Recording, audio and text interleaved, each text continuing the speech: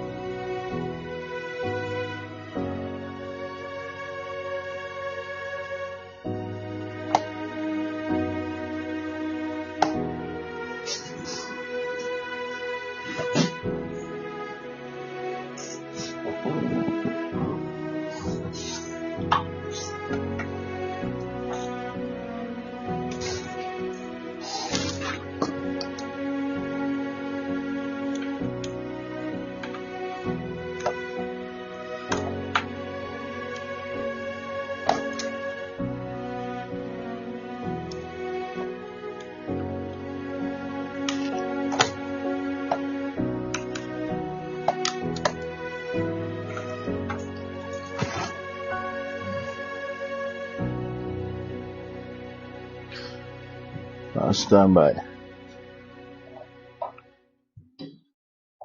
Wish my thing not working.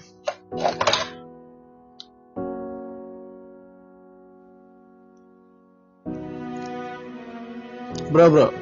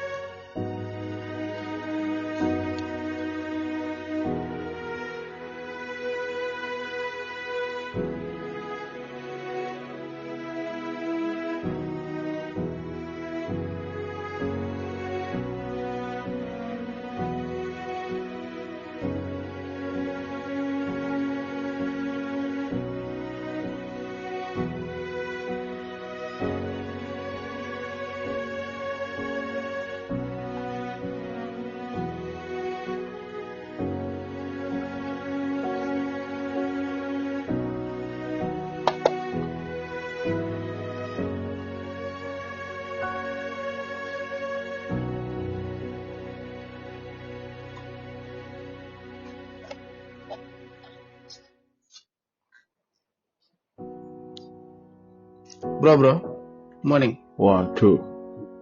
1, 2. Yes, loud and clear.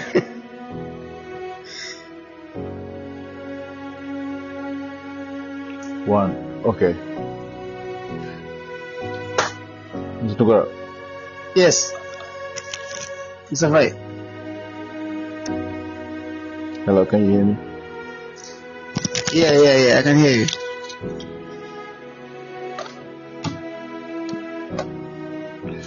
Hold on, let me check.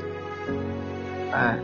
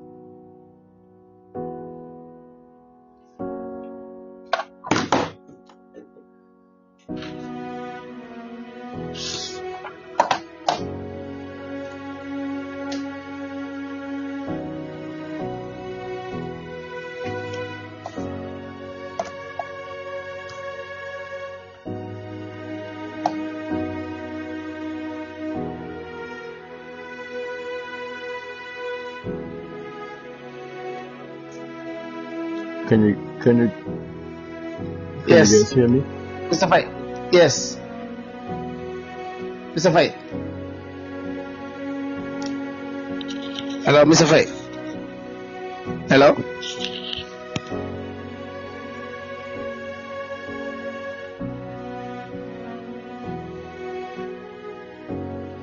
Is it good? Yes, Mr. Fight. Mr. Fight. Okay, stand by.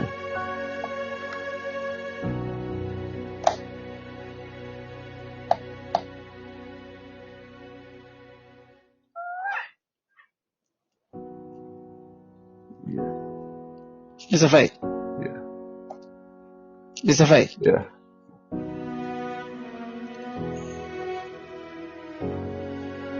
Okay. Mr. Fight.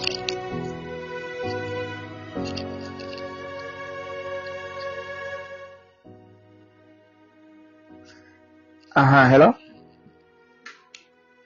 Hello, Mr. Fight. Okay, I can hear you now. Hello, Mr. Fight. Yes, Mama Digali. Okay. Sorry. Music bi dafa loud on before. Yeah, next one you dig, so Mama Digali. Alright. Now you jiggle to see Lolo. I think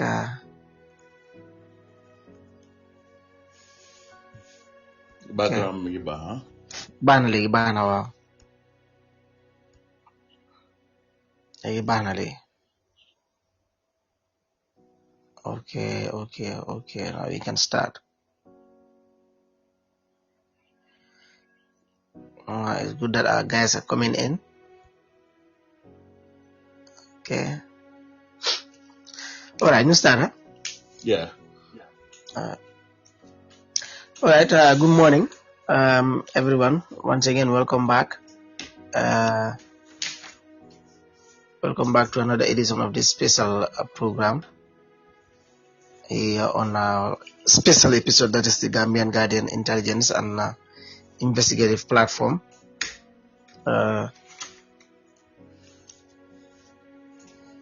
Sorry, I'm getting a call. I just want to.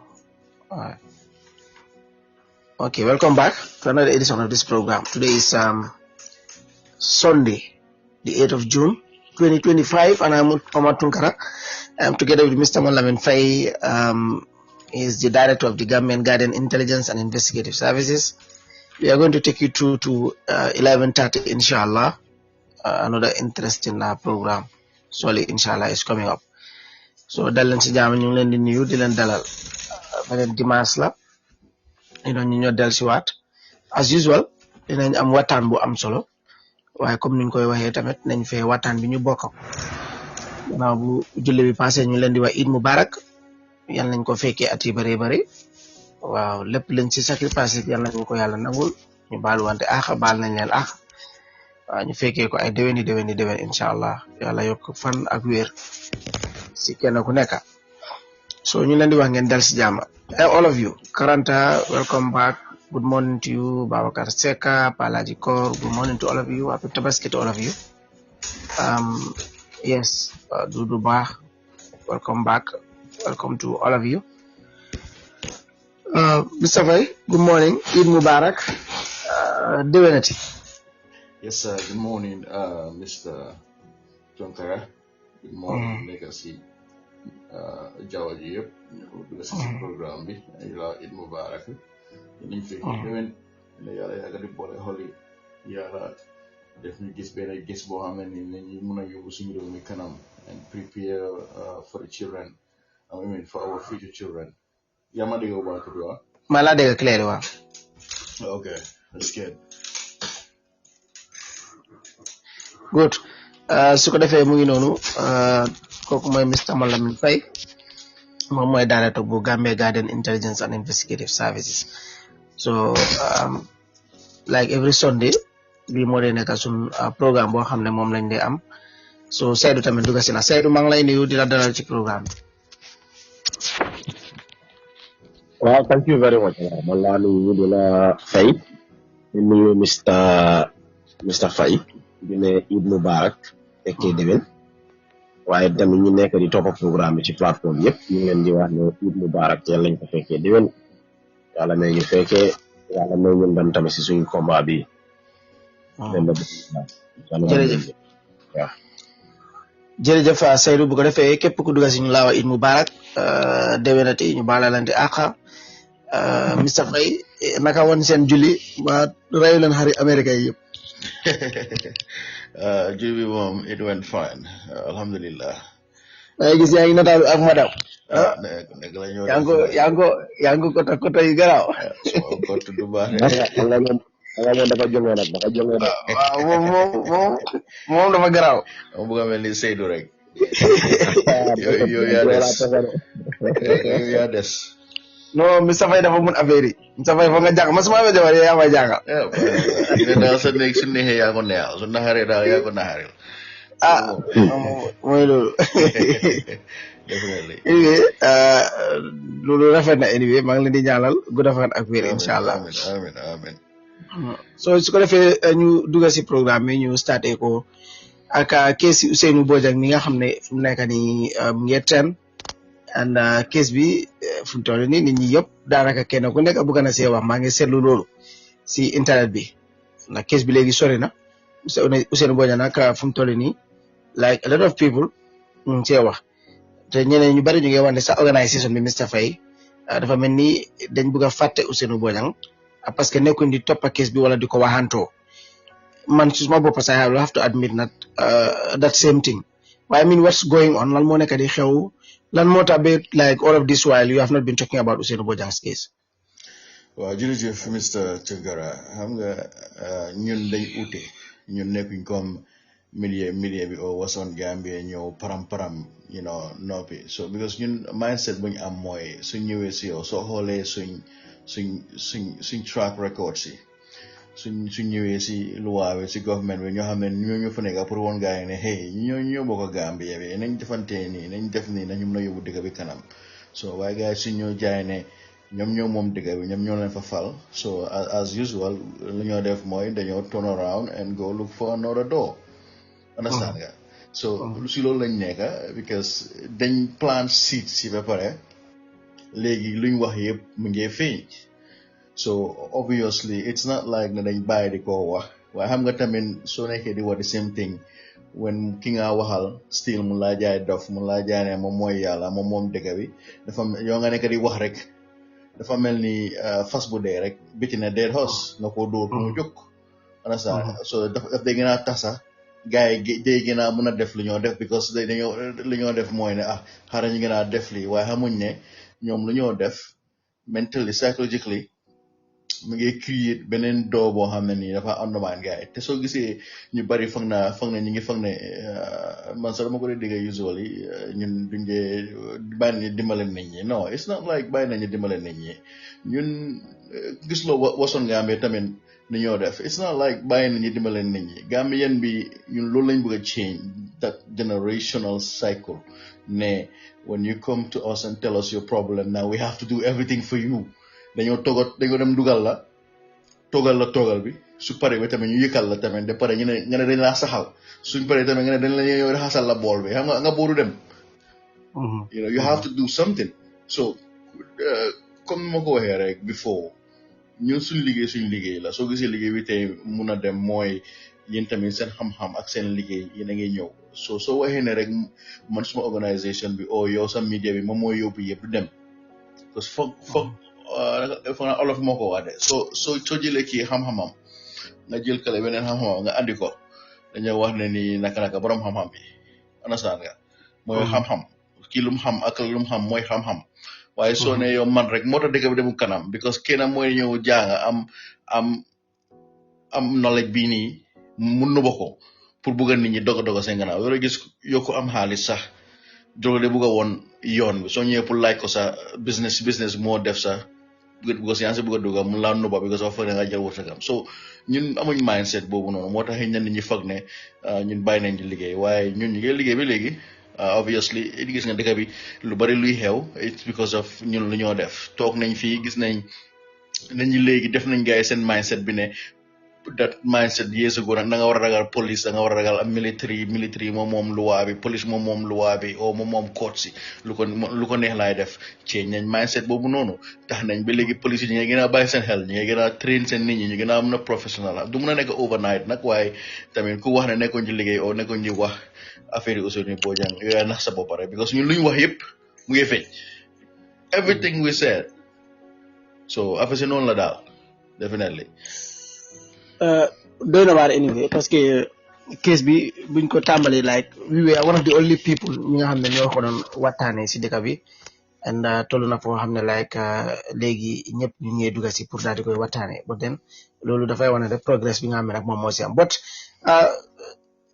lu tax ma andi topic bi is because fu mu toll nii especially the media you know ñëpp ñu ngi waxantoo affaire yi case bi case boo xam ne def nga si analysis from the beginning like li nga si defoon mooy police yi lu tax ñu yàkkamti seen investigation si parce que loolu wax nañ ko waxaat ko ay yoon you know fabricate evidences ak reports yi nga xam ne moom la gars yi dajale tampered with evidence you know ñu joxe false testimonies in court loolu tamit like we've said that several times you know episodes yi nga xam ne ñoo ko def te records yi ñu ngi fi exactement li ma nekk di wax basically mooy comme léegi evidence bi wane na ne that you were right in your analysis léegi what do you think about this case ak lii naka la moo impacté sur national security well definitely dina doy waar trop because government bi dafa dañ yaaxa seen credibility because when it comes to law enforcement xam nga African bi especially Gambian bi understand nañ suñ ne law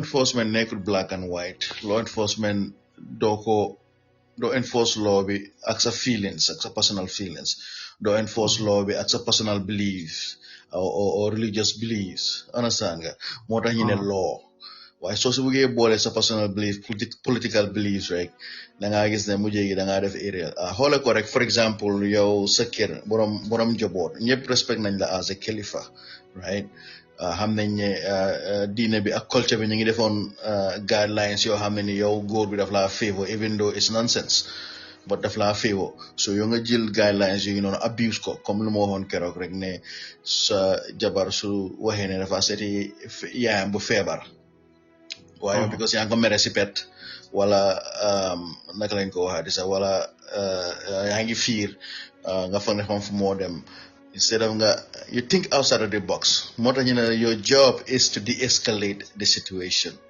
so de-escalate the situation bi da gis ne yéen ñëpp a dee kontaan so instead of nga xool okay lii su ma ko defee because it's part of security too your family ne lii de su ma ko waxee lii mun naa jur lii naka laa mun a defee lii naka laa mun a respondé ba nga xam ne I will still maintain my Khalifa privileges woo xam ne du ma ko abuse but at the same time tamit ma am jaama si néeg bi xam nga noonu nga dee xelaatee waaye Gambia nag du ñu xelaatee noonu ñoom lu ñuy wax ne rek I can do this mun naa la yóbbu court naa la teg fii naa la def nii naa la def na le so but at the end of the day there is always a door bro xoolal Russia recently a powerful country ñu fag ne kenn mënu leen la penetrate xoolal naka la Ukraine penetrate ba dugal ay drones seen dëkka ba bomb seen planes si diggi Russia yow nga ne yaa ngi am military sophisticated military equipments yaa ngi am defense lifin naka lañ ko waxee Iron Dome and all that stuff right like air defense equipments yi nii sophisticated ones but yet still Ukraine were able to penetrate you lu ma try pour point out mooy ne looy def rek teg ko si yoon soo amee doole soo si mënta dimbale nit ñi bu si toroxal nit ñi because soo nekkee di toroxal nit ñi rek yàlla su soobee yàlla lu moo def mooy def laa daaneel Firawna lu moo ko def so lii lu moo jural suñ national security bi mooy ne obviously people will be angry already government naka lañ ko waxaati sax already government nit ñi gomatuñ gaay which is bad because when you have an administration boo xam ne ni soo waxee rek ñi ngay xelaataat ndax dëgg la boo doon am jaamade And not only that, I mean, they're not following the law. And you cannot enforce the law when you yourself are not following the law. Because I mentioned fabricating evidence. It's in our criminal code. I believe chapter 10, section 98. I believe so for the fabricating evidence. I believe law move forward so fabricated evidence wala nga knowingly use ko tamit pour prosecute in court lolu it's a misdemeanor and I mean suñ la si jappé mun nañ la sentenced up to 7 years xam nga kon lolu xam nga suñ luwaay dañ digal nga ñew deceiving witnesses comme nu gaay day def ni ñew nga deceive witness everything that they're talking about is against the law. So how do you expect people to respect you? How do you expect people to follow the law when you're someone who neglect the law? Because it's called conspiracy to defeat justice, right? So Lolo is in, I believe, chapter 10, section 102, conspiracy to defeat justice and also interference with witnesses. So Lolo Mula so falsely accused that subsection 102A, so falsely accuse somebody is against the law. Look, all these things are there. So you tell me now, let me give you an example, because this is the best example I could give for Gambian people to understand. So ñëwee di always tuumal sa jabar wala sa jëkkër su loo xam ne nekkul di ko def because da nga bëgg a please keneen am nga please beneen jabar bi. Let's just say maybe benn case bu ñu amoon kooku góoru dafa gisoon beneen jigéen nga kenn waxoon ne bul ut beneen jabar ana sa ba danga ko teg si yoon waaye because mu ngi bëgg beneen jigéen mu ngi woon beneen jigéen bi ne faalewu ma suma aawa bi faalewu ma suma lii afa ñëw sa social jabar bi all that stuff, you know. That's another thing I don't understand. Yoo ko xam ne mu laa jox nga lekka mooy xam time bi nga nelaw mooy xam sa weakness nga ne kooku ngay toroxal góor yi sa danga am fit ko xam ne moo la yow fu moo tooga doo xam fu moo toogee lu mu faa def nga ne kooku ngay toroxal. So da nga gis ne yow soo ñëwee instead of nga woon beneen jigéen bi nga bëgg a andi ne look, this is my wife, this is my family too, and you about to come join my family. So bëggee join sama family nag respect bi dafa bëri ana saaga xam nga loolu soo ko defee sax sa jaxam bi nga andi moom si boppam dina xam ne kii de su ñëwee ba si kanam sax su ma soxlaa tut sax dina ma jox respect. waaye da ngaa gis ne su nekkee jigéen bu am fayda su gisee ni nga traité sa jabar ne non man ma dem si kii because kii tamit su demee ba sëy bi neexaatoon ni la maa def wala su demee bugg a keneen. So you as a Khalifa, you have to always think about the security of your home. Understand? So dem na ñëw na daal is a national security threat because da nga gis ne suñu gars yi ñëwee falsely convict this man. Because so it's in a court of law, you have it's not about what you know. It's about especially this capital crime that they've accused Ousainou Bojang. You need to prove beyond a reasonable doubt ne moko def. Why don't you fabricate evidence? They commit perjury. Committing perjury is against our laws. So if the police and prosecutors are breaking the law, fabricating evidence, falsifying reports, where do you think our country is going, bro? Jamo joms dika bi de ni lañ dee def maase ñoom useless Modou Sabally bi nii su ñëwee di laaxaw si gannaaw diina gi di téye kurus suy fu moo wax di code the only time code Alquran bi mooy su nekkee ne mi ngi def nonsense understand nga bu foog ne nit ñi dañ stupid. So it's like yow balaa ngaa ñëw di code Alquran di stop nit ñi hey you know yàlla wax na ko si Alquran bi o si aaya bi ne warloo def lii luy andi fitna te yow sa boppa sa action si ñoom ñoo andi fitna yow nga ne special adviser nga la moo tax demuloo si président bi wax ko ne suratul def lu baax o suratul lead by example dafa baax lu ko mooy nit ñi dañoo ñëw di geraw xam nga ne Alquran bi loolu la wax de waaye I'm just giving you an example ne su nekkee def na loolu ne kon tey fu ñu toll ne duñ fi toll yow nga ne special adviser nga. So it's a threat to our national security, Mr. Tunkara, in so many ways. But then now what a lot of people are thinking is Ousainou Bojang mbaa gaay mën nañ koo téye so su dee téye wuñ ko like for example luñ ko accuse su dee nekkul dëgg ñu bàyyi ko léegi what about the other police officers nga xam ne ñàkk nañ seen bakkan rey nañ gaay ba ñooñu dee nañ ñooñu léegi seen mbokk yi ak ñoom seen liñ doon saaf seen dëkk bi léegi what about those people ñu bari loolu lañ nekk def parce que there have been a lot of inconsistencies in the case bi am na lu bari depuis si daala bi si fetel bi naka la ko gaay foree fetel bu gaay nangu ta produce in court Mama Jaabi li mu wax a lot of inconsistencies te wax nga fii proving a case beyond a reasonable doubt ama mel ni loolu amul ci li nga xam ne moom mooy case bi léegi lu bari lu ñoo sentu mooy ne Ousainou is going to be free, that he is innocent, that he has been wrongly accused. Léegi su ko guy free, how about the other police officers ñi nga xam ne ñàkk nañ seen bakkan, Mr. Faye? Well, Lola explained it. We cannot satisfy the family. I mean, I'm sorry that they lost their loved ones, right? But then you cannot satisfy them to the point that young Lord, but then family. Ñun suñu organization we are in for justice, right? But then ko teg si yoon. Doone rek dama nit ñaa ngi wër because so xoolee history of Gambia the whole time depuis time Yaya Jammeh depuis time Jawara they convict people to please the public, right? Or ñu ngi def li ñu but then they're not doing it the right way. They are convicting innocent people. So xoolee Maltu léegi ñaata nit ñoo fa nekk ñoo xam ne nii they are innocent.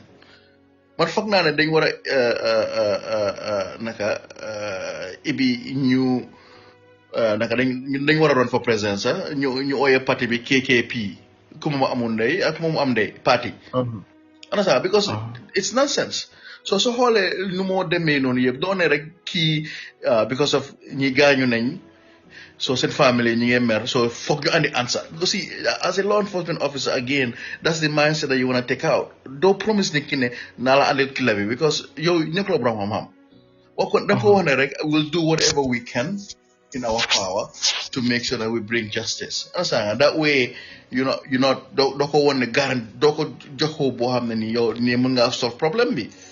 So we cannot just wax ne because ñi dee nañ rek so Ousainou Bojang we have to prosecute Ousainou Bojang. Moo tax court case baa ngeen dem because ñi ngay wax ne so-called security experts ñi ngay wax ne hey suñ ko bàyyee right now dëkk bi dafa mi dañuy wax ne we're incompetent.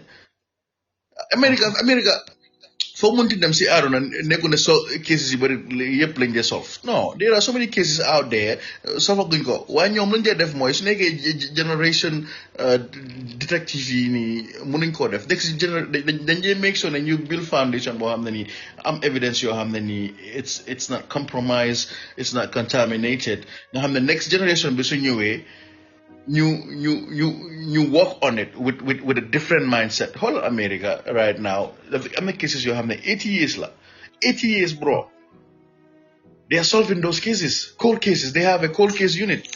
Gambia, do we have cold case unit? No. So past 3 months, right? After 3 months, right? It's okay. Then I want a close case because Lulling made guy believe. So and that's not how it works. We have a lot to learn. When it comes to enforcing laws, there's a mental part of it, psychological part of it, an emotional part of it. Do for the emotions, do for the beliefs. Follow the law, because nobody tell one convict because of the fact that evidence were fabricated, witnesses were tampered with, reports were falsified. Da nga gis ne ñëw sa charge la loo xam ne nii yow sax seet na nga am na yenn situation yoo xam ne nii sax amuñ la ñoo charge ñooñu noonu ñu leen ne ok you were wearing we charging you for wearing a uniform. Understand nga? Waaye yow but then they were not even wearing uniforms.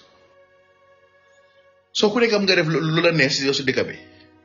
So we cannot just focus on the fact that, what about family Ousainou Bojang? More that it is important to always do your job from the beginning. Police officer, investigators, yow sa liggéey mooy dafa important trop, especially in cases like this. Yow yaay dem si marché bi nga nduga nga ne doma daala bëgg a tooga nga duga nga dem fi nga dem nga xam fi nga dem nga xam fi nga jëndee lan nga spend den nga ñëw toga ko so ko toga be pare am na kuy call Mr. Sow. All right. It's loading. Okay, hi Mr. Sow. Bismillah. Wow. Yes, hello Mr. Sow, good morning. Mr. Sow, naga suba si. You are live. For a network, yeah, they want to believe. ok dañ continuer so lu ma doon wax mooy su nekkee ne yow nga tooga ko soo ko toogee ba pare da nga dem si jooj bi nga ne jooj bi ne loo leen tooga nga ne ko dama daa ok jooj bi mos wala su dee jury trial la jury mos tooga bi ñu gis ne ok def nga fa jimbo def nga fa lii def nga fa lale lépp luy dem si domodaa bi daal ñu ne ok loolu mooy proving beyond the reasonable doubt ne domodaa nga tooga waaye doo dem duga domodaa nga andi supa so suñu la laaj ok ndax nga toogee lii nga naan waa dama jël a dege dama jël a lii so you see where I'm getting at that's how this trial is going because dañ dem si courthouse bi ñu ne domodaa supa la gaay nduga loo ko toogee ok loo fa def lan mooy ok def nañ fa dege si supa bi def nañ fa naka lañ ko waxaati sax what else def nañ fa loo xam ne ni nekkul di dem si supa so obviously du dem waaye suñ tegoon seen time ñu foroo luwaabe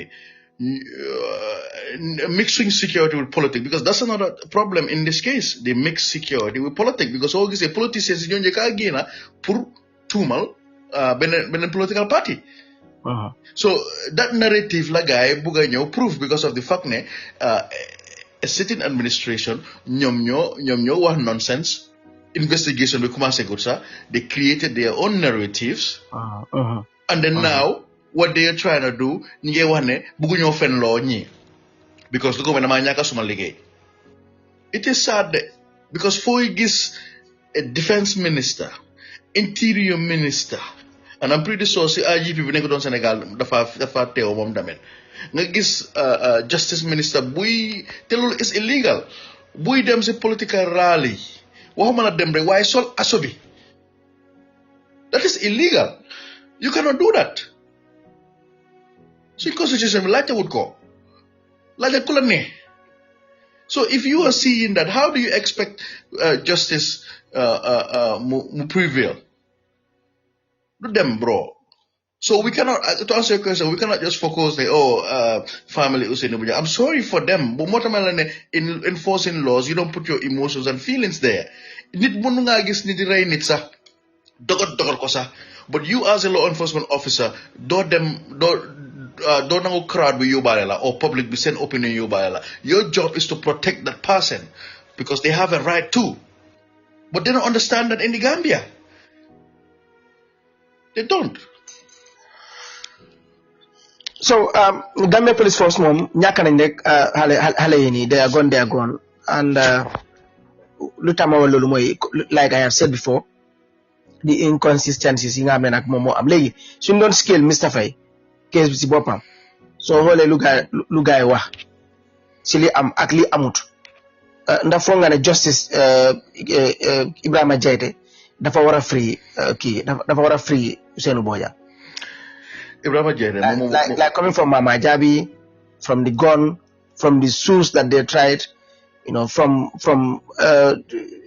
officers yi guy and the guy fabricate evidences foofu from all of those things soo ko put together on a scale si li gaay am dëgg ak li gaay ñàkk am dëgg parce que even Ousainou Bojang ñoom nekkaloon night bu incident bi am ñoom seen bopp ñu ngi wax ne they were with Ousainou that night so if you look at all that put together ndax foog nga ne Ibrahima Jaiteh amul leneen lu muy def lu dul free Ousainou Bojang he can do it through Ousainou Bojang's lawyer xam nga lawyer bi is good but they need to be aggressive because judge bi tamit dafa nekk pour ñaari yëpp xam nga su nekkoon ne Ousainou Bojang amut lawyer danga gis ne judge bi dina xaw a step in tuuti but not all the time understand nga dina mën a wax ne comme man gis naa fi judges yoo xam ne ni dañ dee teg prosecutor seen place understand nga no amuloo lii don't come back to my court without this understand nga di ak soo ko ñëwaatee lii dama ama dispute case bi waaye nga tamit we have to also consider ne it's kind of political Ibrahima Jaiteh Justice Jaiteh lum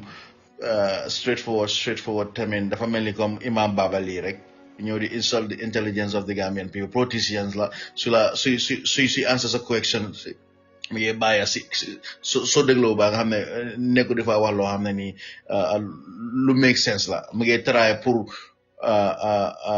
favor ñoo xam ne ni or maybe bégal ñoo xam ne ni daf leen xam te sooy dox si yooni dëgga doo dee worry about ki nga hot accorded hot. So justice ñi ñoo waroon apply no case su nekkee nag ñi apply ne no case filing motion for no case to answer whatever, right? Then justice just jene tamit dafa war a takandigaam bi wane okay, this doesn't make sense, you are right. Comme man bu ma amoon a police boobu problème fii mu ñëw bëgg ma accuse ne man ma def hit and run bu ñëmee si court bi dama wax judge bi three charges yi yëpp la drop. Because buma presented my case, within 15 minutes, bro. Within 15 minutes.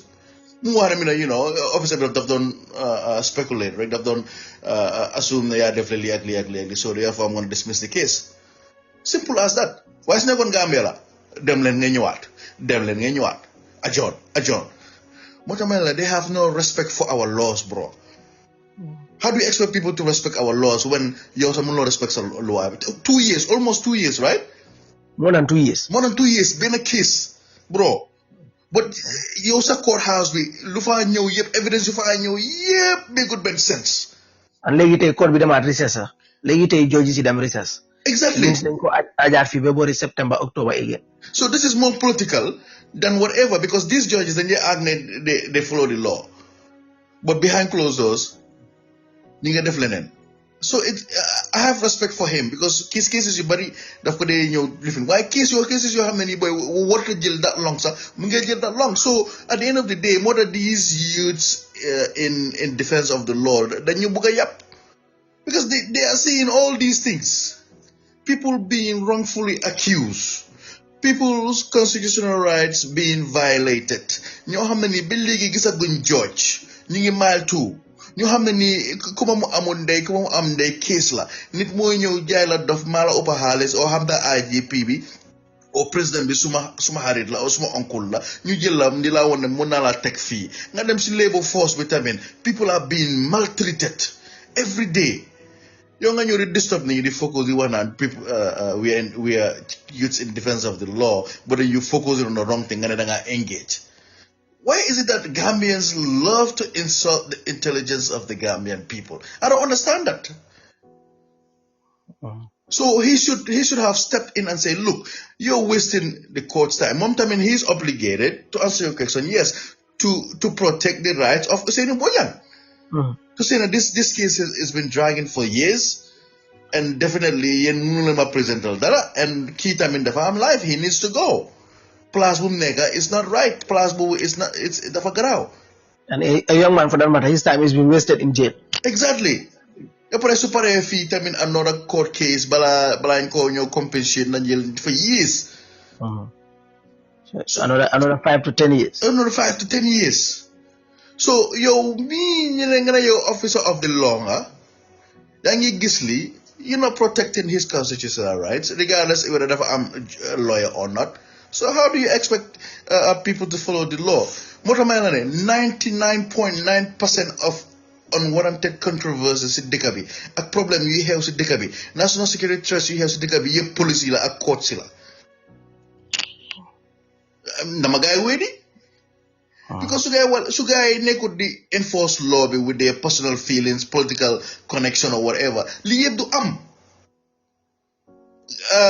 living bu xew bu yàggul ni demonstration bu xew bu yàggul noonu it was politically motivated moo tax problème boobu am ba dëkk bi bu taaka so again it brings me back to ne so mixé security ak living naka ak politics danga always andi problem si dëkk bi so gisee mu drag ni tamit you would believe ne it has a political connection dañ war a dëkk bi definitely moo tax brings me back to your first question ne su di ñu waxee ne ñu nekkuñ di wax doesn't mean ne nekkuñ di liggéey because Barrow tamit affaire nga jaxasoo si moom de because ñu ngi ko woon ne ñëw nañ si sa administration jël leen ne nañ def lii ñu def lu baax ñu jiital ñu treat people like how we want to be treated ñun waxuñ ne bul prosecute nit waxuñ ne bul arrest nit waaye teg ko si yoon in accordance with the law lu loi bi wax waaye yoo nga ñëw jaay ne waaw maa fi teg suma boppa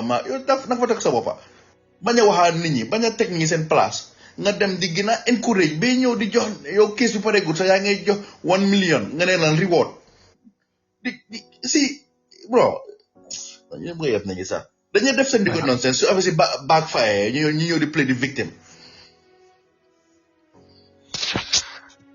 It's really sad case yi ki nga xam ne kooku mooy Ousainou Bojang jamono ji foofu la toll moom ci boppam joxe na ay lay ba pare maanaam suñ ne lay na si olof mooy ne daanaka defend na boppam daal defend na boppam si case bi nga xam ne jamono ji moom moo dox ak nguur gi and nguur gi again they are still going to call on other witnesses pour gaa ñoo testify according to seen lifestyle bi nga xam ne moom moo am foofu so for now foofu la case bi toll. And then case has been ongoing. They have been dragging this case for more than 2 years. Depuis September 2023, belegi case bi mu on. And belegi hamaguñ kañ la mo jé. Su ko defé Seydou man nuyu la rek ma bayila yow it nga continuer ak ma tëjee fii rek about that. People nit ñi ni nga may ma rek ñoo xam officers yi yëpp that's another thing because there is also another case after this. All these people involved in Ousainou Bojang's case, experts coming to the court to falsely testify or to perjure themselves more the defensive word. Understand nga? Loolu yëpp exactly gars dafa mel ni dañuy fàtte ne dañuy waat. Understand nga? Loolu yëpp musu suñ criminal courts yi. Understand nga? Loolu yëpp musu suñ criminal courts yi. ñu ko something like swearing. I will have to check comme defense si what they commit perjury. Loolu yëpp moom fa all these people da ngaa gis ne su dee next administration su ñëwee dañ leen war a hold accountable because they are not above the law so why should we treat them then they above the law li moo tax leen ne ñu def si court si judges they are not above the law any judge boo xam ne you are involved in bribery and all that stuff you're not above the law so we need nit ñi ñoo xam ne nii they understand the difference between hey you kilifa nga but I'm not gonna take your nonsense. Simple as that. Or yo linga, at the same time, yo luabi, yo soko moye, then that takes up a palas. Lulu fake amin ko Gambia, bro. Dika bidu mo sa dem kanam, definitely. Su ko defee Seydou ma nuyu la yow tamit ma dalal la ci programme bi su amee laajte yi ngay laaj ki nga xam ne kooku mooy Mr Faye rek ñu bàyyi la. Wow, thank you very much, Omar. Jërëjëf bu baax a baax. Mr Faye, thank you very much analysis yooyu noonu. But man suma question bi li ma bëgg a laajte Mr Faye rek mooy ne waxoon na fi ne soo seetee suñu security forces yi they are not ready to defend the country when it comes to probably Senegal ñu annex Gambia or an invasion. Loolu nag soo ko waxee Gambia ñu bari dañ dee feel ne wala da ngaa dégg ñu bari naan lii warloo koo wax wala lii warloo koo def. That's the mindset most of us have in this country. But again lii platform la boo xamante ne we only talk about security loo xamante ne nii moom mooy baax ci réew mi ëllëg when it comes to security and su fekkee ne loolu la you cannot ignore things like this waaye gannaaw clear nañ loolu noonu rek ma come back to the same question sa analysis boobu noonu fan nga ko based on what moo tax nga feel ne our security forces are not ready to defend the country if Senegal is to annex Gambia and if we are to face an invasion, Mr. Faye. For technology. Jërëjëf Mr. Camara Mala Ziare.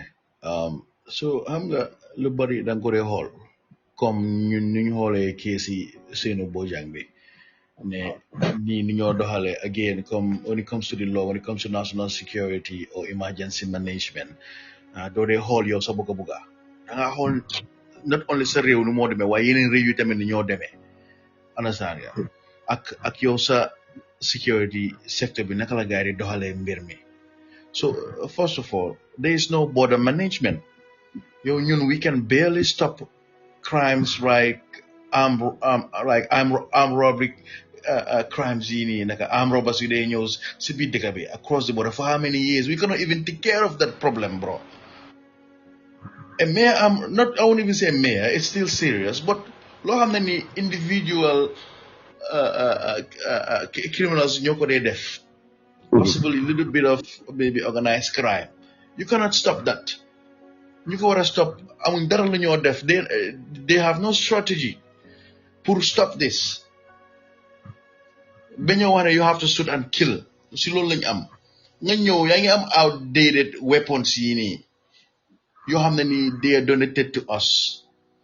yu tubaab yi use ba pare nga ne ñu ko donate xoolal tokkis moto yu ñu ñamee outdated moto yi nii outdated weapons yi nii right dafa mel ni yow sa nebo mu use sujeer bu màgget ba màgget mu jox la ko moom fu mu gën bu ees ndax yow sujeer boobu dina yàgga si yow ndax yow la moo la óor ne sooy tooga benn dee sujeer boobu du buna because of nu màggetee same thing use the same analogy nga transfer ko si weapons yuñ laa jox from the and how excited they get when these weapons and other things are donated to us ñoo xam ne ni xoolal lu ñu lay donate loo xam ne sax àndutaa ñun suñ uniforme xoolal special force suñ so-called special forces yi uniforme yi sax ànduñ man dama day rus sax nga ñëw no structured system strategically no structured system police baa nga def liggéey army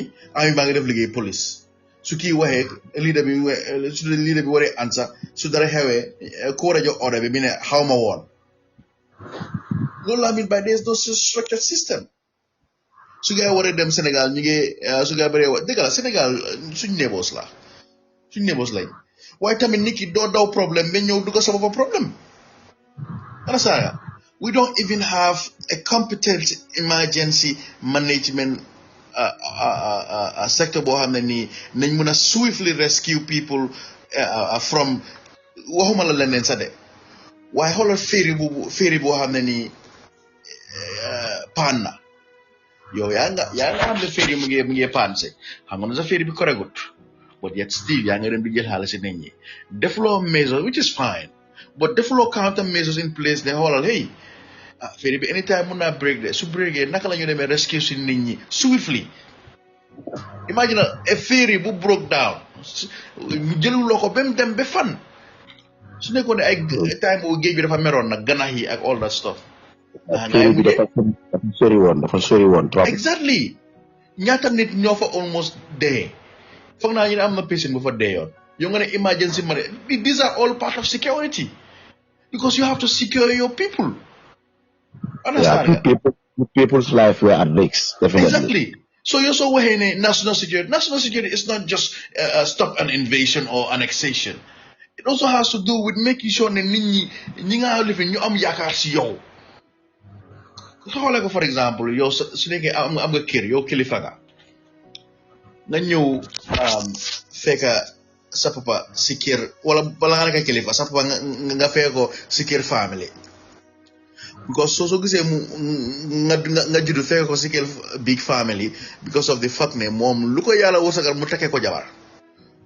di aat boo jabar rek di feesal néeg bi ba nga xam ne sax fu mu nekk sax doomam yi xëjuñ fa yow instead of nga wax ne hey look I don't want to live my life like this yow nga da ngaa toppa tànka yooyu noonu yow tamit sa generation ñu ñëw nekk si family kër you see the minds of the Gambians li ko wax dafa mer but then it's the truth bro it's the truth man su ma ñëwee fekk suma papa si family kër ma gis nu moo struggle waaye mu ngi teg ñeenti jabar si family kër de pare di xatal doomam yi sax day am fu faram mu jógee mu dem di leen a maye di laa jox anti diw di laa def lale di daw responsibility yow li nga tekkee jabar noonu yëpp di teg soo jëlee loolu dem am sa benn pukus sax suma waajee di suturoo sa boppa den sa doom yi suñ magee ñu jëlee ko from there so this is one of our problems so let's say you say Banjul right now su nekkoon ne Banjul dafa waroon a flood right now su flood on right now what measures do we put in place or do we have in place ne nañ mun a dem rescue nit ñi from Banjul this is why people pay their taxes are we even thinking about that as a country exactly so what you do drills yearly drills see even once a year la sax nga ne koy drill bi nii la da nga xam ne nga su ko defee yow as an administration or as a government you have to also consider there are so many people ñoo xam ne they don't know what to do what if situations so yow drills yooyu noonu dafa mel ni school one day drill yooyu noonu nga xëy na xeeb ko waaye let's just say nga def benn drill nga def safety net lu ma yàgg a wax gars dafa safety net boo xam ne ni dafa nekk one communication system boo xam ne ni between the fire service the bus routes comme GPTC right ak security bi ak national guard bi right so ñooñu ñu ne Gambia Ferry Service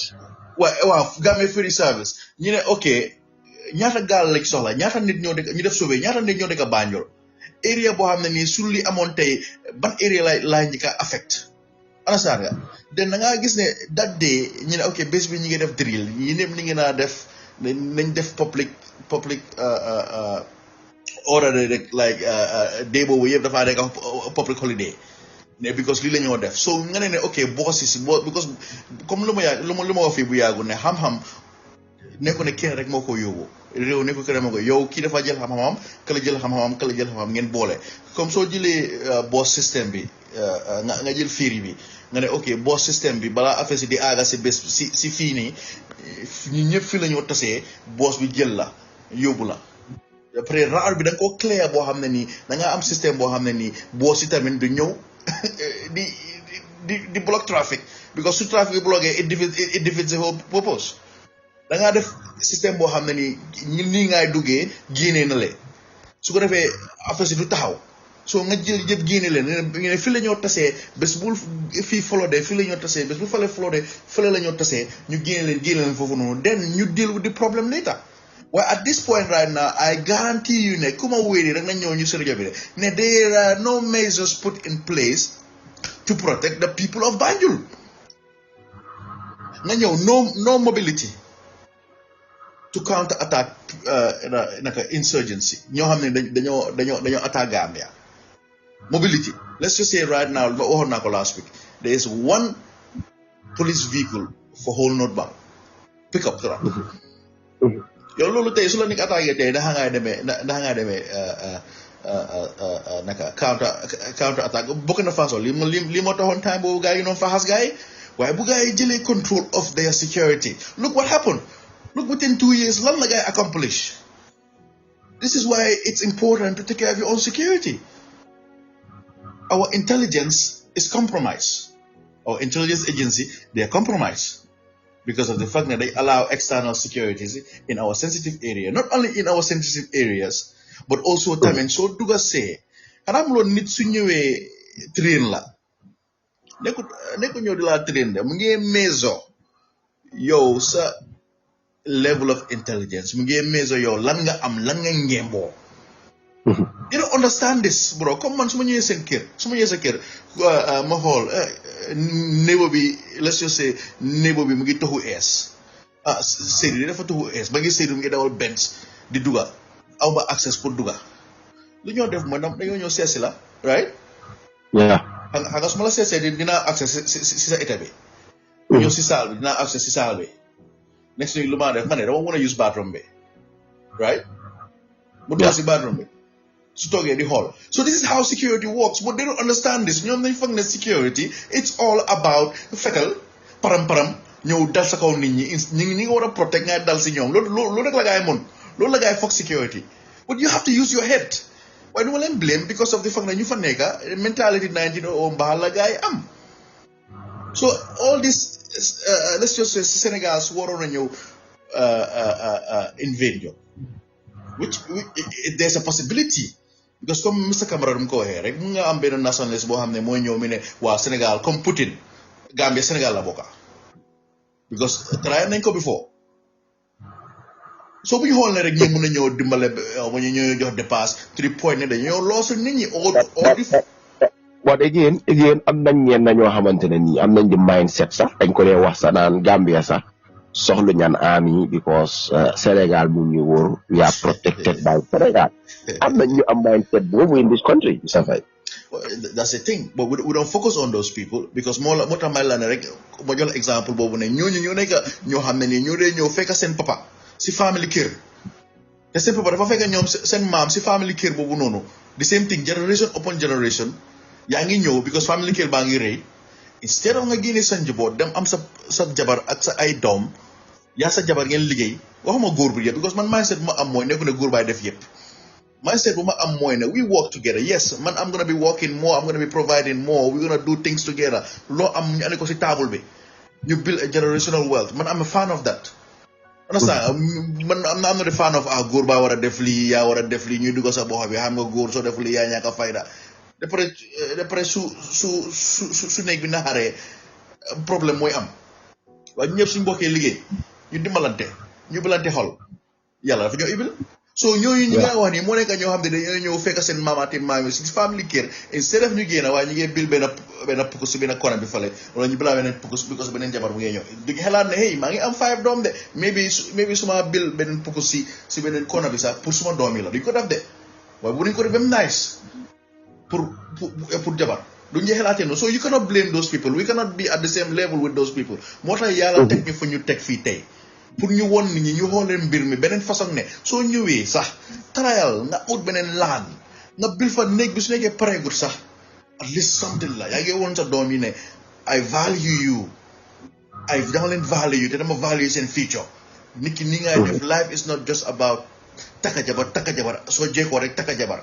It's not about that. So people like that, Mr. Tunkara, we cannot focus on those people because when we focus on those people, then ñu bëgg a move forward, ñu bëgg a ñu gis ne pour ñu amee suñu doomi ëllëg tamit oo ñu amee réew mi ëllëg duñ gisee noonu. So we have to get out of that mindset. Man suma own yaay moom she served the police force for how many years? Over 40 years, right? When we started coming out of the shadows, we know lii fi lañ ko fekka. You see that mindset nga loolu bari na Gambia lii fi lañ ko fekka fi lañ ko bàyyi.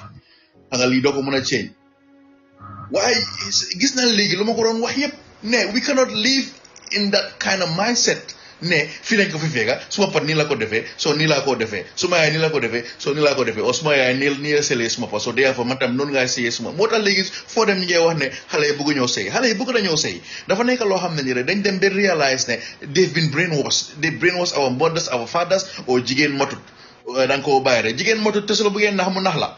You see how we've been controlled for how many years now, right? So the most important thing right now, we have no air force, no drone system to level up with modern day warfare.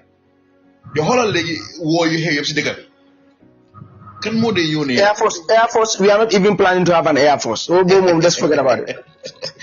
Exactly. Senegal, they have Air Force. They have drone system.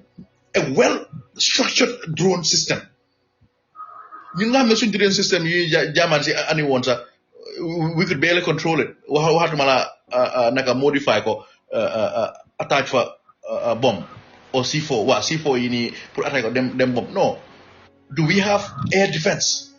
These are the things that we need to focus on because your mindset being then for the development is all about your tally. Those are important, yes. But they should not be prioritized.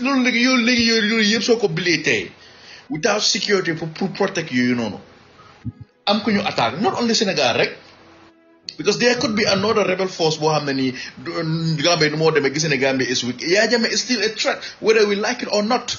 As long as we am Halis, could sponsor mercenaries out there, Liberia, Limoko Dal, Sierra Leone, Limoko Dalon.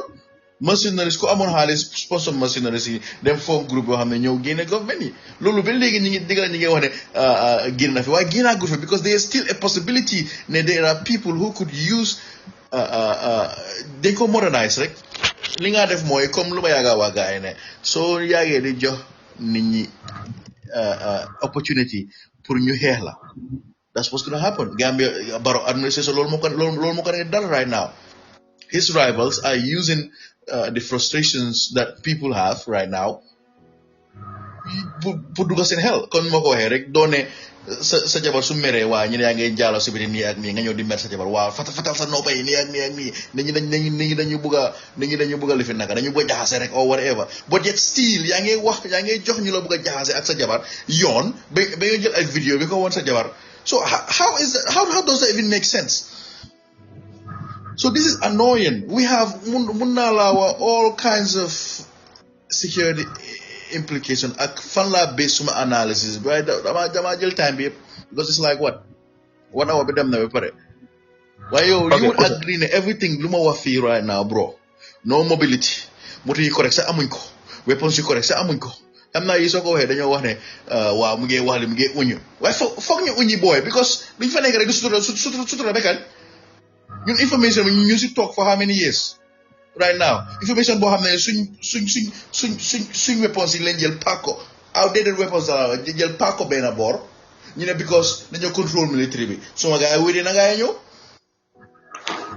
because loolu la gars yi def depuis 2017 xaw ma 16 ñu jël ko paako aside ñu ne pour dañoo control military bi loolu dafa make sense ndax ngaa jëlee yow sa ay ni ngaa toogee bool yi nga ne da nga ko jox néebo bi mu tiil la léegi soo ñëwee benn dee pour tooga nag néew su fa nekkoon nag you see how these people think bro this is sad man and these are the people that we rely on to protect the nation the first thing ñoo xalaat mooy ne leaders yi ne soxlañu army Sénégal mu ñu wóor Sénégal mu ñu wóor but yet still people are dying nit ñaa ngi dugg si diggat yow di rey nit ñi ñoo xam ne ñu ngi liggéey seen àdduna yëpp nga bëgg ñëw jël yëpp where is Sénégal ana Sénégal this is sad man really sad.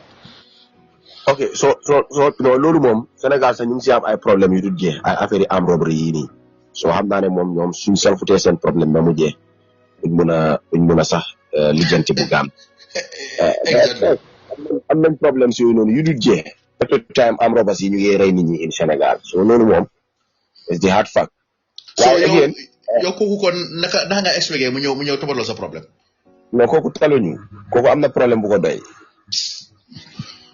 So Mr. Faye again what can we do to change narratives naka lañ mun a def ba ñu change narratives yi ba ñu am a very competent and reliable forces ci réew mi to make sure ne Gambia will be ready for any external threat lan lañ mun a def to change narratives. It's just simple ñu génne fa ñoo xam ne ni comme leaders yi that CDS is a charm people like that even sax su nekkee ne yaa ngi def liggéey man waxuma ne soo nekkee ku màgget am experience war la nga faa def waaye da nga war a am ongoing training understand nga doon ne rek ñun comme nu mu la waxee ñun li la ñu jàngaloon te yow time boobu noonu ak jamono bu nekk tey dafa ute. There are young people in the military below right now. Them in training, they have modern the warfare knowledge, right? That they could implement. Da nga gis nga dem training ñu jox la certificate rek nata ñoo teg la benn place soo bëggee def dara sax ñu jël la ñoom ñoo la xee maas ñoom CDS Thiam yi ñoo la xee dem yóbbu la si àll bi because dañ fa ne da nga bëgg a jël seen liggéey duñ la bàyyi nga liggéey. These are the people ñoo xam ne loolu lañ fa war a génn ñu def fa xale yi ñu àndaa jamono right now ñu bari tey you would agree ne ñu si military bi nii dem nañ training they have modern warfare knowledge and stuff like that. These are the things that we need to focus on. Understand? You jógee fa tamit accountability. Nit ñi tamit dañ war a jóg bro. Yow soo ñëwee sa papa nga gis sa papa deful ndox si boppam bi sa yaay deful ndox si boppam bi sa yaay lu mu xelaa everything lu mu xelaa ma lu mu am yóbbu ko ngénte sa papa lu mu am dem tekkee ko jabar mu ngi gis fence bi ñu ko war a defar mu ngi gis yeneen security areas yi ñu ko war a defar pour protect la mu ngi gis ne ok yaa ngi mag yu gën a need a foundation pour fi nga commencé bugut bu starté yow fi nga commencé because loolu moo tax ñu ne kilifa moo tax ñu ne doom moo tax ñu ne papa moo tax ñu ne yaay yow fi nga commencé bugguloo sa doom commencé fa at least bilal ko foundation doo koy yaaxa nag waaye bilal ko foundation boo xam ne ni yaa ngi koy yar ne foofu laay commencé nga xam ne du ñëw focus on that too much ne du mën a focus ci school am o yeneen comme nga jox ko laan nga créer ko système boo xam ne ni na am laan fu moo commencé and things like that nga am kilifa boo xam ne nekkul xelaatee noonu naka ngay def dangaa ñëw wax ko dëgga yow nga xeexal sa boppa so ñun askan bi ñoo war a bàyyi ngunu bi I know that ñun our generation we're different from generation before us because ñun our generation I call it no-nonsense generation we don't take shit we're not gonna sit there every day muñal waa xaaral ba kañ noonu la ngay def suñ military yi tamit dañ war a am fayda ñoo xam seen what every time ñu wax ne muñal rek waaye ñu si kaw ñu ngi kal baxa bi ñu ngi kal loo xam ne nii ñoom ñoo comme di laa bugg a blackmail waa soo deful lii maa ngi am peacekeeping buy ñëw because ñëpp loolu lañ nexee police yi moo tax police yu bëri suñu koolee ñaan ñu fii man dama commencé teg gaay seen place sax dama lay wax ne look yéen you are being controlled mentally because of what promotion boo xam ne su ñëwee sax still dafa mel ne amuloo promotion you are not respected you are not given the tools and equipment that you need to do your job. But yet your family is struggling. And yet you call yourself you will die for your country. But mun lo wasa. You hamulo la moy sa ligay because you obey and comply rek nga fang ne lula. Because I'm pretty sure recently I read something depuis when time is strike bi demonstration. I wouldn't even call it a strike. That peaceful demonstration, the police broke the law. Dafa disobey an unlawful order. I didn't finish it. Okay. Why is he doing that? Because I guarantee you because you're swing program bila. So more than you deglu programs you have many swing program. There are other programs out there you have many sensitize nini, bro. Ñun tamit duñ la mëna war ba ci geej bi ñu lañ la forcer nga naan ñun amuñ mindset bo nono motax ñun ñu bari tay nekkuñ di ñew ci ñun because dañuy ñew bayé la yépp xolal jigen buñ bëggona démarrer bu ñu di complain di joy wa suma jikar ni suma jigen na lay daf ma door param ñu ko yoon bi la so bëggé tok de ni la so bëggé dem tamit ni la ñu dem ba ci kanam ñu wa amna kuma call suma nijaay la xawma lan la kuma mbokk la police la sa mu ngi fele koku mu ngi dem ma ne ko ne that's not his jurisdiction. If you want to hold this man accountable, evidence bound for don't they want to go I'm evidence why you go do you will see to the nearest police station you know definitely nga ñew mu jégué affaire la daw because of mbokay yi wax nañ rek wa baye xam nga sa li la li ak li so how do you expect to change when you cannot hold people accountable? Accountability is very important. Yeah, absolutely. Accountability is very important. You cannot just say wa xam nga sa jikar la xana Muhammad lolu hanga mom moy sa papi domi hana mo Muhammad lolu wa séna ci xalé rek hana yow kene rek wara xosi xalé yi ma suñu moto mel ma suñu mom Mamadou Sabali ni motax di des hypocrites mom time buñ ko jappé man sax wax na I remember King FM I Africa ak yeneen stations yi kolon nañ ma di mo jëlé analysis I fought for him. Na ñëw tamit ñoom galaan ñi ñoom kex I believe xeexal nañ ko ñooñu te ñoom bu ñu ko xeexal gars yi request suñu permit xooloon nu mujjee la moo tax bu mu génnee waxut ne this is against the law xaaral ma dellu si géel bi you see how we think. So to change this narrative bro it's up to us for us to want ne enough is enough. Try nañ ko fi gis nañ pressure bi naka la defee ba président Barrow génn a def loo xam ne mosu koo def si Gambia bi. Because the only time we gain a wax moy affaire politique the energy that boom de am su dee wax politique di wax affaire lawyer Dabo su ko jëlone def ko ci issues bu ñu face ci Gambia bi kon Gambia change na time bi but then we cannot wait for him motax kérok bu koku waxé nañ baye army security def sen liggéey we cannot do that and we're not gonna do that because dafa melni kilifa bo xamné ni every day mu ngi def nonsense di abuse kilifa privilege am ci kër gi ak liggéey kaay bi nga tok wa xam nga sa kilifa rek xeer la yoon nen nga su lo dooree yow yaay toj soko dooree yow yaay toj so which means that we have to leave that kilifa to do whatever he or she likes. It is not going to work and we're not going to allow that. So we all have a responsibility to make sure that the future of our children is respected and protected.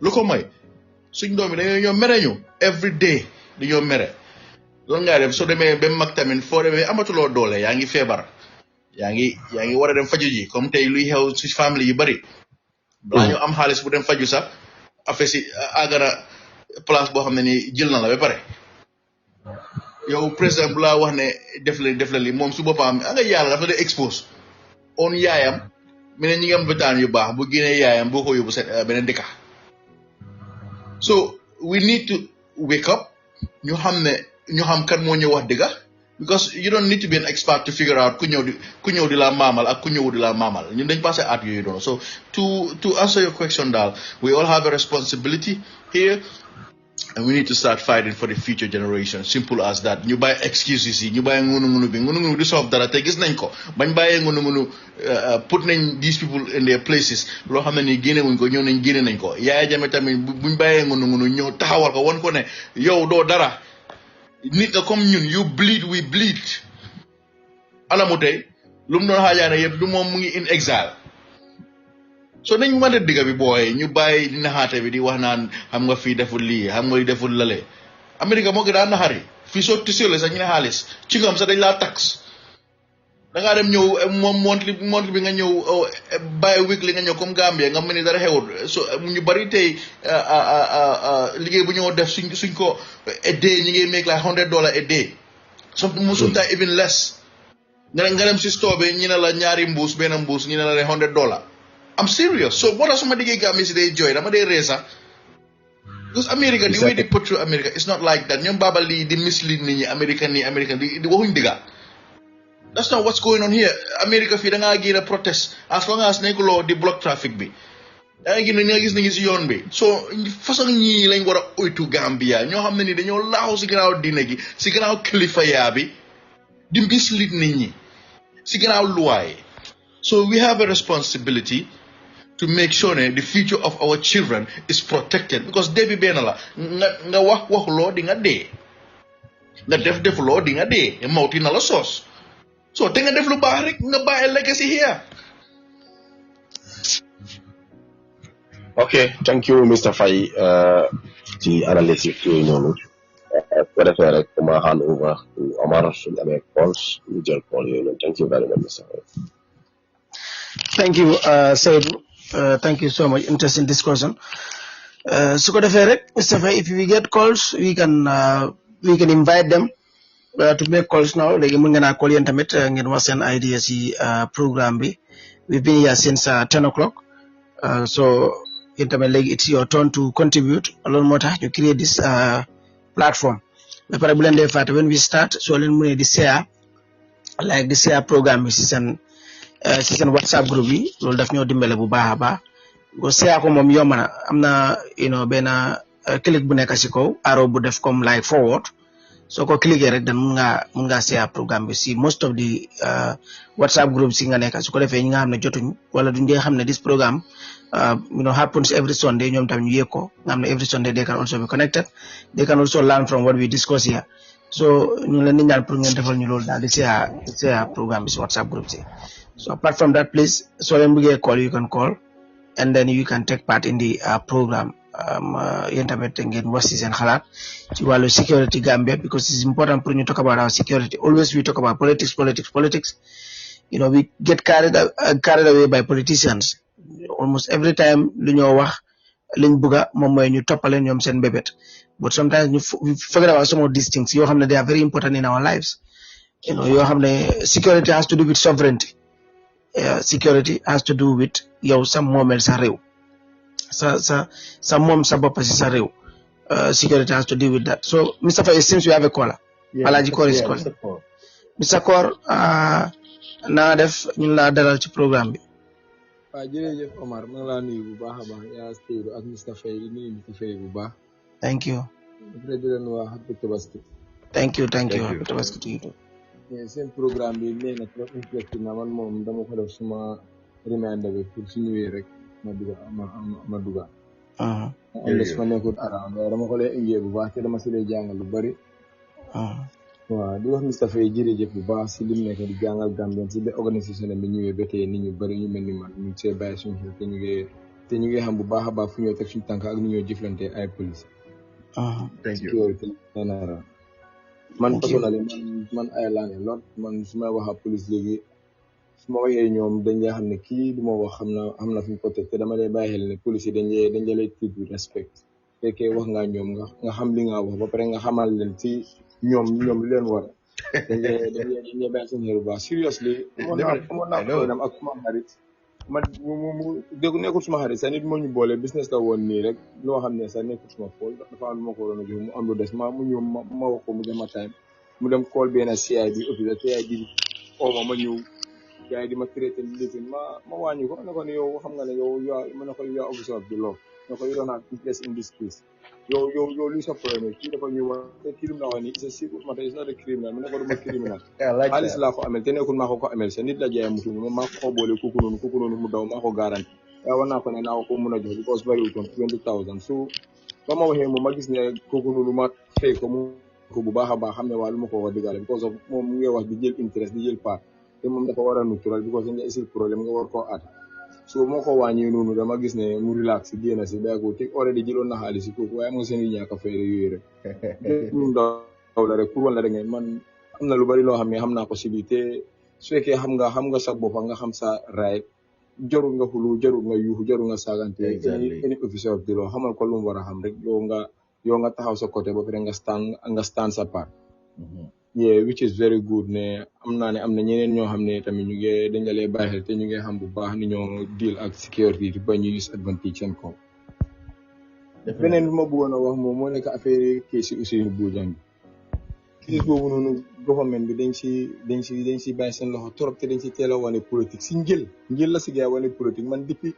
ba président bi génnee mu ne naa joxe 1 million ku gis kii nii jigéen boobu noonu ma ku doon wax ne moom moo wane Ousainou Bojang soo déglu ko audio bi nu mu doon waxee di président bi loolu ëpp dafa dan man foofu laa suspicious doo dafa gis politics number 2 just in the early days of that case dégg nañ fi government spokesperson bi di jéem a link kooku ak UDP dafa nekkoon even doo su fekkoon kooku dafa nekkoon UDP wala dañ ko téewoon ID card UDP sax ñoom su fekkee as security minded people lañ sax ñoom dañu war a xool ndax UDP ñoo ko yónni wala affaire yi boppam because UDP moom muñ nit da ngaa yow suba bokka UDP yow suba bokka NPP so loolu miinu ne si fekkoon ne UDP militant la sax dañ ko war a jëlee as UDP because of si jël man kii Sankara ma ngi doon déglu programme bi ak Peter moom ngeen contraire boppam because of police ñu doon wax amul loolu dafa utee ko guddee bëccëg ba police dañu am pour génne waa leeral te ñoom ñëpp ñoo nekk benn government te moom moo nekk government spokesperson definitely so yaa ngi gis that time ne ñii dañ ci wane politique si njël ñu ko si teel a wane politique comme am nga après président mun ma understand nga ne da nga génne 1 million pour ku gis suspect bi ba pare yow ñoo xam ne victimes yu fa nekk nga jox leen 100,000 man dama mënut a understand loolu lan lañ mën te dañ leen jël suñu xaalis ñu jox jigéen boobu noonu because of loolu was politics jigéen boobu waxam boobu yow si doon gis politique bu leer dañ si biir waxam bi yaa ngi gis ne mu ngi jéem a feeñal président bi pour rafetal président bi deram yaa ngi koo gis si waxam ñu nekkuñ ay dof so affaire Ousainou Bojang bi dañ ko tout politicise ba pare da ngaa gis ne case man musuma gis police case bu mel nii lu mel ni sutin ñu ngi rees ay officers within less than 10 days suul nañ evidence everything fàtte nañ ko ba pare ñu ne ñu ngi procédure di case yaa am nga so man daal case bi daal man dama gis ne police yi dañ si bàyyi seen loxo wala daal dafa am lu ñu waxul nit ñi wala dañ bugg a wala dafa am direction si bëggoon nit ñi xoolee foofu affaire yi toon ba si ñun nit ñi mënuñoo xoolee foofu noonu because of affaire bi dafa tout waag pour police yi ñu jëlee ni responsibility si loo xam ne seen own officers lañ ci loo xam ne musta am si history Gambie feteel si digg mbedda di de xool ay police di ko rey yow fii nga xam ne ni soo mbéjee police la nga daw génn a dëkkat waaw du ma la xool ay police ñoo rey leen si digg mbedda koo xam ne jotee wuñ dara fekkoon ne si crème la wala dañ jotee sax nga ne problème la gars yi am sa waaye koo xam ne da nga leen fekkee ni ñu toog da nga ñëw rey leen dem sa yoon so xam nga man daal dama foog ne daal police yi daal defuñ proper investigation ba pare waxuñ li xew because of investigation any police bu war any crime da ngaa xool both sides xool boor bi xool lan nga war a foog lan nga foog ne moo nga xool bu baax waaye ñi dafa mel ni dañu wax fukk si benn boor xool nii rek ne nii la rek téye ko fa so loolu soo amee kalaate doo mën a góobaat te police yi loolu moo leen dal dafa mel ni dañuy wee benn boor nekkuñ woon di xool both sides ndax lii nii la ndax lii la ndax la moo war a tax di cause ak lan moo war a comme defuñ loolu noonu dafa mel ni dañu woon forcé pour wane ne rek lii politique la ay UDP la bokka ñu ngi doon gaat daabo gisoon nañ ko si UDP rally gisoon nañ ko si boor daabo yu demee noonu di jéem a dugalul si may ni Gambien fi daal man daal affaire bi daal la ci case bi daal soo ko xoolee ni moo demee di nga xam ne police dañoo ñàkk a case bi te Ousainou Bojang bi su amee layo baax mun na moo counter si gars pour gars yi dañ use time te gars yi dañ of course because amul benn évidence bu correct ibin jigéen boobu noonu kii si woon foofu wane kooku soo ni koy testify am sax looyee ba nga ko jàppa si ay place yu bëri fen yu bëri leer na fa si testify am léegi dañ ko track nañ call si everything ñëpp ñu ngi doon toppa case bi Omar yow bu baax nag leen toppa case bi dañu ko def farafajal pencum Sénégal bi soo gis nga ne kooku noonu yu bëri yoo xam ne feeñ na fa yoo xam ne dafa kanto di gars ba pare seen witness suñu doon wax ñu nekk fële ne xam nga jululu witness yooyu noonu yëpp kenn nanguta ñëw taaw soo man daal case bi daal gis moom muy def ñoo ko xam naa ne police yooyu dañ ñàkk seen bakkan kooku dafa ñàkk bakkan am ñeneen ni moom dañ si amee seen métier waaye duñ sa am justice man loolu ay believe that adama bàyyi loolu pour thank you ñëw duga ñu wax saani seen xalaat ñoom tamit Thank you so much. jërëjëf waay Mr. Kor gis lu moo dëggal amu ne sax foog naa ne am na police yu def because mooy it all comes down to ne naka lañ ko waxaatee sax dañ mix security ak politics ne politics bi moom moo control suñ security bi so all these people they are incompetent so comme ni nga ko waxee investigation doole booy fii da ngaa gis a police chief which is equivalent to like our IGP got arrested because he got interfered like he interfered with an investigation. Imagine that. I found I share now one video on our platforms. A police chief you arrest la, prosecute la, sentence la because of your danga interfere with an investigation. And in Gambia, that is in our law. When you interfere, it doesn't matter who you are. Fangna balama fate, Mr. Boy, mu like to one day. Gis nga ko? Yeah, gis naa ko. Dama realize ne dafa xawa late because it was 17 after. So pour ñu war ko explain exactly topic bi lolu was going to take time and key kolam mi ngi dugas. So wow. The topic was Ousainou Bojang's case. Loolu lañ doon waxtaanee tey ak tamit the possible annexation of Gambia by Senegal. So loolu tamit dañ ko doon discuss because as usual rek ñun we only talk about security matters and that's what we were talking about. So you can continue, Mr. Faye. Dafa am keneen ku call? No, can call a good from yeah, can call a good right now. Lu ma am pour wax rek case Ousainou Bojang bi nii it's simple. It's not even too late. It's not too late.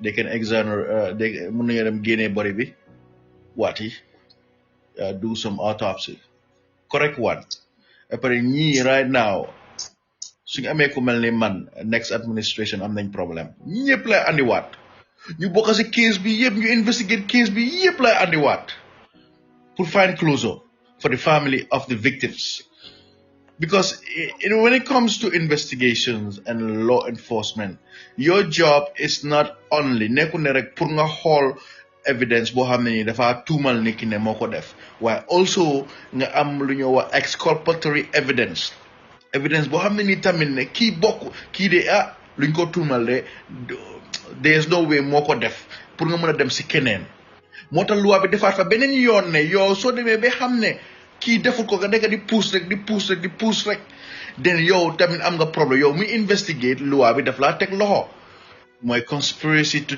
defeat justice falsely accusing somebody that is against the law so gis nga ne suñ loi naka la mel suñ ñëwee ñii di misinterpret loi bi suñ dëkk bi police seen boppa dañ leen programme pour ñu fo ne obey and comply waaye tamit nga xamal gaay ne this is 21st century so bëggee ne comme li xew si DRC bi xam nga ñun xamuñi soo defee li yaa jame daf laa daha ni ak yaa ngi am mouth to feed moo tax loi bi def foo xam ne tamit ignorance of the law is not an excuse loolu la bëgg understand mu nga waa kii moo jox order bi moo def li ak li but then you are obligated to make sure ne order bi nga execute is lawful.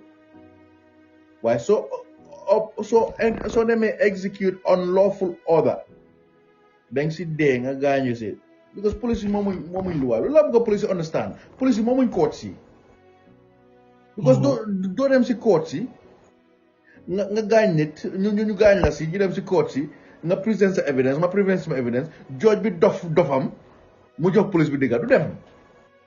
Kooku dafa create chaos dëkk bi because we are not having that because I know that these youths in defense of the law they're useless they're not going to do that because I have talked to them I have advised them Maryland I don't want to be because kenn si ñoom dafa gis suma analysis on iAfrica mu living there I'm misleading ma ne ko su dee maa ngi mislead kaay ma am la si vidéo yi you said kan mooy mislead nit ñi after we were here, it was normal because ñun Gambians lañ ñun suñu organization we've been doing this for pretty much over 3 years now outside of the shadows out of the shadows we've been doing this for so long So we know when somebody is legit when it comes to protecting the rights of the people or not, because we are doing it. Because ñun faruñ fen fu am digal la ñoo far. Ma ne ko ne ñun nag loolu nekk si taxawaay ñun passé nañ foo xam ne dañoo ñëw di laa bilatul waaye mun nañoo work together to find a common goal. Man lu ma bëgg ngeen njëkkaa def mooy ngeen dem si nit ñi si police stations yi ngeen xool ñaata nit ñoo fa nekka ñoo xam ne ni ñun leen téye illegally ñoo xam ne ñu leen teg foofu because nit moo ñëw am xaalis comme Mr Koor lu moo wax nii rek dem couple benn CID rek boo ko ude mu ñëw bëgg a traité because xam nga ne ki nga traité kooku xamul loi bi you use that advantage nga fabricate evidence fabricate charges yi because of somebody is giving you money pour sa dépasse. So soo bëggee loolu nga dem si police station nga dem mu jóge foofu dem si mile 2 ñaata nit ñoo fa nekk ba léegi gisuñ George ni ngay def su nekkee you are there to be in defense of the law doo fi doo benn side rek de because defense of the law tamit has to do with the police too. They are the one breaking the law. They breaking every law in the Gambia. IGP foog ne moom loi bi Barrow foog ne moom loi bi te yow fàtte nga ne sax nit ñaa la fa teg après man lu ma gën a naxari ma tëjee fii rek Mr Tunkara maa si ñoom Babali imam Babali suñ toogee si di wax naan war nañoo gërëm Barrow parce que su ko neexoon na def ko kenn du fa wax. You see that mindset xam nga ñu ne dugal lii si bopp nit ñi Barrow da ko taraay na taraay lu Jammeh def because lu jik ordama yàlla moom sax xam na ko lu jik Jammeh du ko jik because Jammeh time moom doon ñëw ba setul fekk nit ñi xamaguñ waaye Barrow bu ko def taraay na ko ñaata yoon la war a fii léegi dafa order IGP bi bu mu waxee loolu lan la si jëlee parce que dañ ko wane we not gonna accept that nonsense. Gambia ni mun naa jël anything waati bon nga ne ñëw da ngaa ñëw not gaay waati si lan damaa order IGP mu arrest ku def li ñu arrest gis nañ ko si protest bu just happen recently nga order IGP because you are politically involved. Our security is politically involved nga da ngaa order IGP bi pour ku arrest d'après yaa ngi call nit ñi si ron nit ñi ñu nekk di call si waaw soo génnee nañ di la intimidate. Did that stop anything? No. Lulu more wants security advisors in it. We need to change our mindset. Dollar is not going to solve the problem. Why not enforce law in accordance with the law more solve problem? Because they so you enforce on law, enforcing with their personal feelings, personal beliefs, or political beliefs. But they can be not them kind of why. We have 3 minutes. So Omar. So amel nga yoka Mr Camara so amel lo se yoka nga advice ni rek bismillah yaakaar naa loolu la woon man daal lu may wax gaay rek mooy please nañu seeyal programme bi loolu lay ñaan rek please na ngeen ko seeyal si WhatsApp groupe bi ngeen nekka su ko defee nit ñi download application bi du dee lekk crédit du dee lekk mégabyte rada mun ngaa déglu whole programme te doo si am benn jafe-jafe si wàllu sa internet so please ñu ngeen ni ñaan pour ngeen ko seeyal pour suñu number ci gën a groupe pour nit ñi gën a xam naka la ñoo mën a fayte seen dara xam fa ñoo teg seen tànka because loolu moo tax ñu créer this platform so su nekkul loolu ma sant leen ma gërëm leen Saidou if you have anything else otherwise we can just say we can call it a day. Yeah, Omar, foog naa rek ngeen origay luñ fi war a wax yëpp wax nañ ko let them keep on sharing the app pour ñu gën a am more subscribers si suñu programme si and then tomorrow inshallah I will be back on the radio inshallah with Mr Faye ñu sant leen gërëm leen bu baax a baax jaajëfal Mr Faye jërëjëf Mr Camara jërëjëf Mr Tunkara jërëjëf waaya ba tomorrow inshallah thank you Mr Faye thank you